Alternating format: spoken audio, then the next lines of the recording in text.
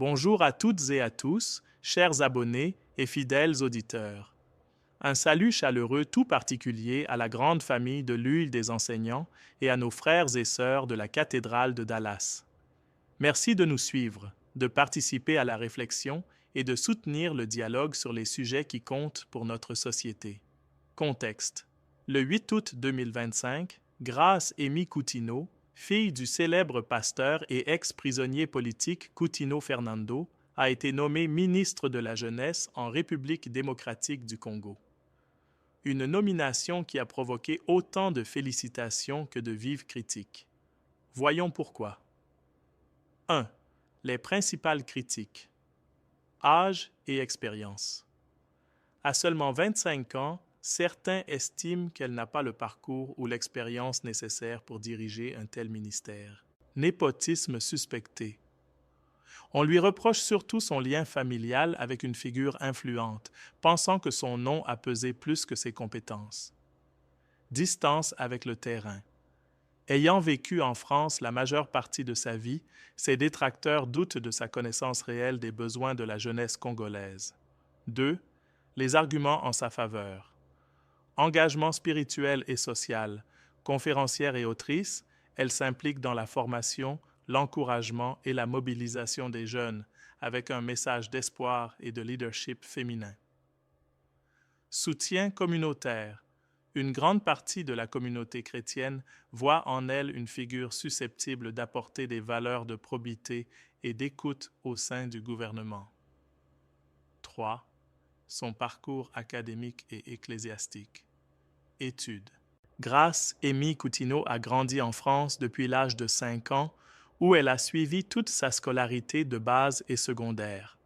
Elle affirme avoir fait de grandes études en France, ce qui laisse supposer un cursus universitaire, peut-être en sciences politiques ou en communication.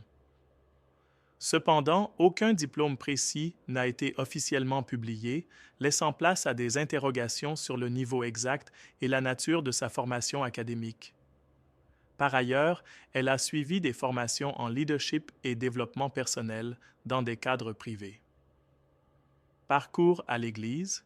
Fille du pasteur Coutinho Fernando, elle a été plongée très jeune dans l'univers pastoral. À seulement 17 ans, elle a été ordonnée pasteur en France, dans la branche parisienne de l'Église Armée de la Victoire, fondée par son père. Avant sa nomination ministérielle, elle était active comme conférencière dans des événements chrétiens et autrice d'ouvrages axés sur la foi, l'espoir et l'émancipation des femmes. Elle a lancé le slogan The Future is Women, incarnant un message de leadership féminin pour la jeunesse. 4. La figure d'influence derrière sa nomination. Il est largement admis que l'influence déterminante dans la nomination de Grace Amy Coutinho est celle de son père, le pasteur Coutinho Fernando.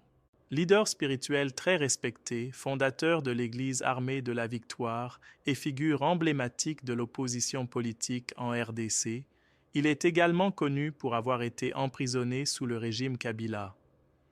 Sa notoriété, son combat politique et son réseau dans les milieux religieux et militants ont contribué à donner à sa fille une visibilité et un capital symbolique qui ont probablement pesé dans le choix de sa nomination ministérielle. 5. Sa réponse aux critiques.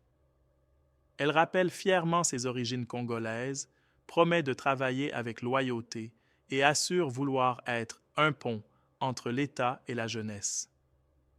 Conclusion apaisante. Chers auditeurs, au-delà des débats et des divergences, souvenons-nous que chaque nomination est aussi une opportunité d'observer, d'évaluer sur le terrain et de travailler ensemble pour bâtir un pays meilleur. La jeunesse congolaise a besoin d'unité, d'inspiration et de soutien, peu importe l'origine ou le parcours de ceux qui la servent. Restons ouverts, vigilants, mais aussi porteurs de paix et d'encouragement, car c'est ensemble que nous construirons l'avenir.